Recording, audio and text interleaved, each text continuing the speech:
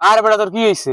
আরে বেটা কইস না, সকালবেলা যাবো দুবাই চা খাইতে, এই যে সকালবেলায় দিয়েছে বিয়ান্ডারে দইয়া দাদাটা করবো না। দাদ বেটা তুই এখনো চা নিয়ে বই রইছস। আমি কে বললাম অস্ট্রেলিয়া তা আতির দুধের কফি খাইয়া।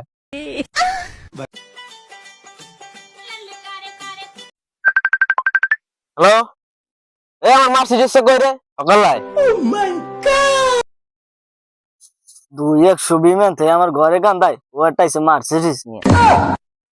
হ্যালো মাইনিস্টিং পক, মিটিং আছে ডোনাল্ড ট্রাম্পের সাথে। তুমি নাই দাঁড়া আমি আসতে লাগছি, 4 মিনিট বয়, আধা ঘন্টা আসতে লাগছি।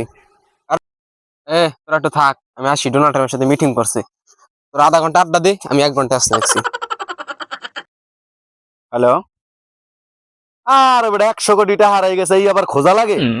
কাম সাওয়াতা নিছে, হাজার হাজার কোটি টাকা আমার বিছনার নিচ দিয়ে পড়ে থাকে, হেয়ে খুঁজি না।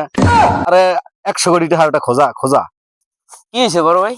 আরে কইস না, 200 কোটি টাকা হারাইয়া ইয়ে যদি তলব আমার করা লাগে, ইয়ে আমার হাজার হাজার কোটি টাকা বেড়া থাকে বিছনার নিচে পড়ে, ইয়ে কোনো সময় আমি গুনেই না, দাঁড়িয়েই যাই না। 100 কোটি দূর তুত্তুরি। বড় ভাই দিনকাল কেমন চলতেছে? আরে ছোট ভাই বইলো না, মাত্র এলাম ভারতের নরেন্দ্র মোদী আর শেখ হাসিনার সাথে মিটিং করে।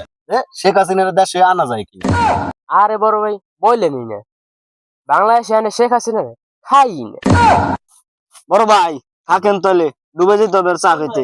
ঠিক আছে, যা যা যা, আমার হাজার হাজার কোটি টাকার হিসাব রয়েছে। বড় ভাই 1 মিনিট দাঁড়ান, একটা ইম্পর্টেন্ট কল আসছে। কি? আমার মার্সিডিজ এখনো আসেনি? বাংলাদেশে এখনই আসতে হবে, আমার মার্সিডিজ এখনই বাংলাদেশে আসতে হবে। বড় ভাই থাকেন, তাই মাথা মতো এমনি গরম হয়ে গেছে। কাকের সাথে সহবাস করি, আমার এই হাজার হাজার কোটি টাকার হিসাব কেডা করবে? আমারই করা লাগবে।